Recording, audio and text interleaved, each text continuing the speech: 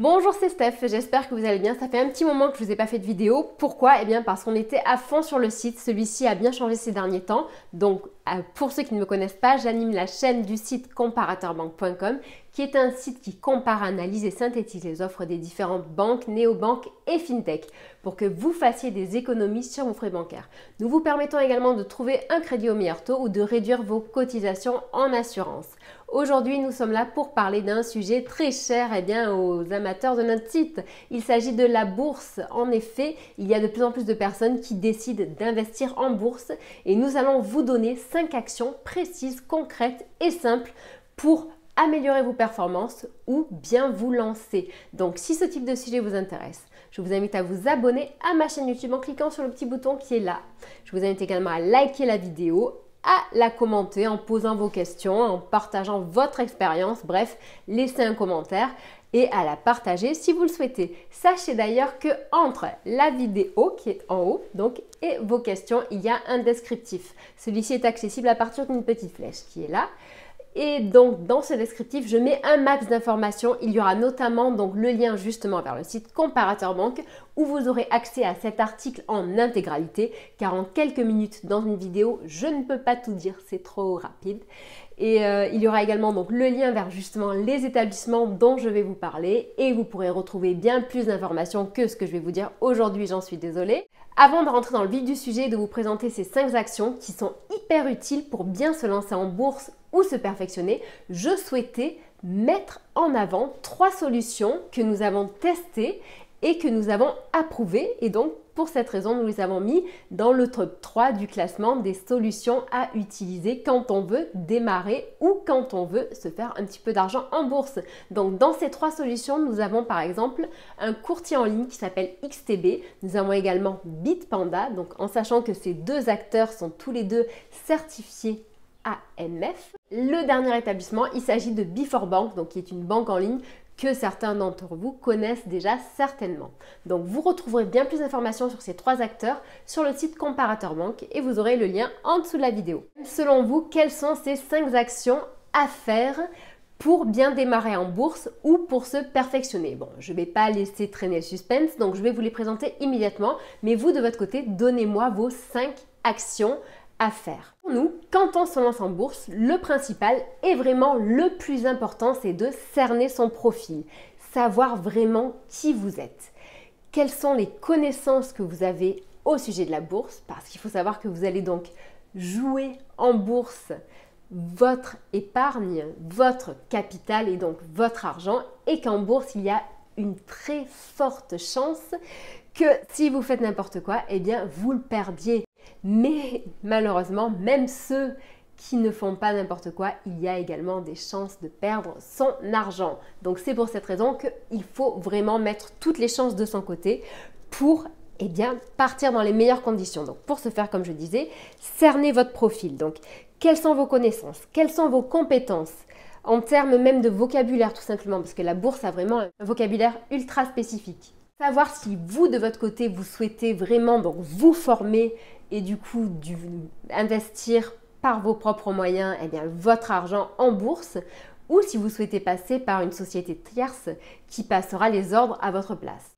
Savoir quel temps vous allez consacrer à cette action. Savoir si ça sera de manière récurrente un petit peu tous les jours, une demi-heure à 3 heures, donc ça dépend en effet, ou alors si tout simplement ça sera peut-être une demi-heure de temps en temps par semaine, le dimanche peut-être.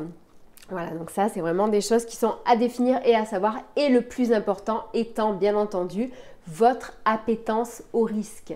Êtes-vous quelqu'un qui est vraiment sans problème face au risque et qui n'a peur de rien, qui est prêt à tout lâcher, faire un all-in, bref, ou vraiment quelqu'un plutôt qui a peur d'agir, peur de perdre, et dans ces cas-là, vous n'êtes peut-être pas au bon endroit et vous devriez peut-être regarder plutôt du côté des livrets d'épargne sécurisés.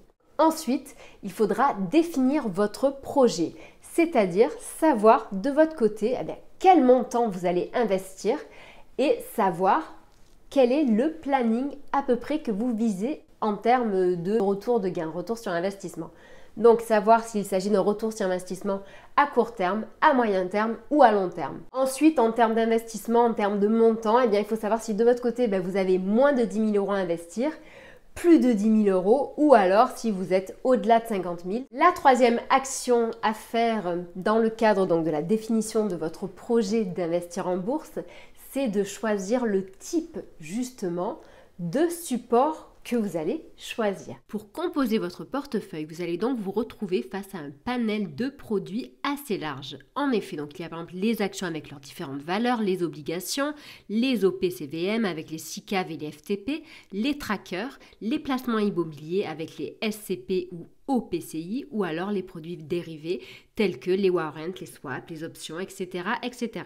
Donc en sachant que sur notre article, ces différents supports sont précisés et détaillés. Donc vous aurez plus d'informations dans l'article en dessous. Ensuite, vous allez devoir choisir votre support. Par support, on entend par exemple donc, le fameux compte titre ordinaire, le CTO, ou alors le PEA, ou alors le PEA PME, ou alors l'assurance vie qui depuis un petit moment utilise également justement la bourse pour augmenter les performances de ces solutions. Enfin arrive le choix, donc bien entendu, du support entre guillemets bancaire qui permettra justement d'effectuer ces transactions.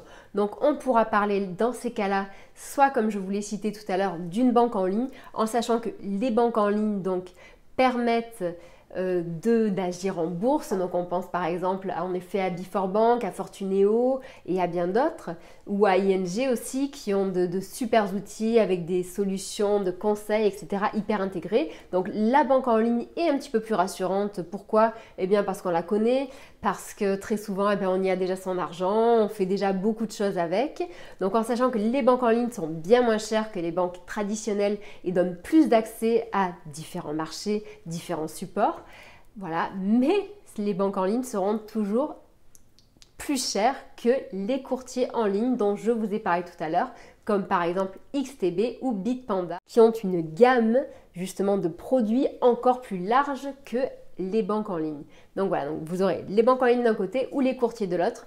Donc à vous de voir quelle solution vous allez choisir. Donc en sachant que justement, je vous mettrai également en lien sous cet article le classement des différentes solutions et vous pourrez comparer justement les courtiers, les banques en ligne et voir ce vers quoi vous souhaitez vous tourner.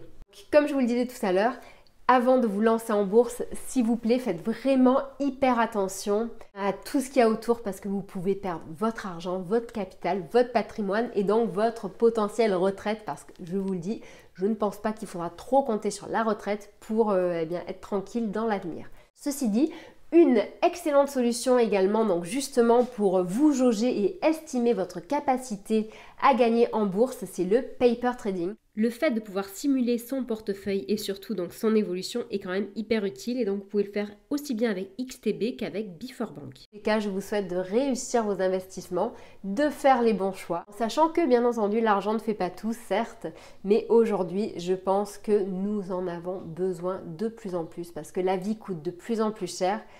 Et il ne faut pas se reposer sur les aides ou sur les autres pour avancer. Voilà, je vous souhaite une agréable journée, je vous dis à très bientôt, au revoir.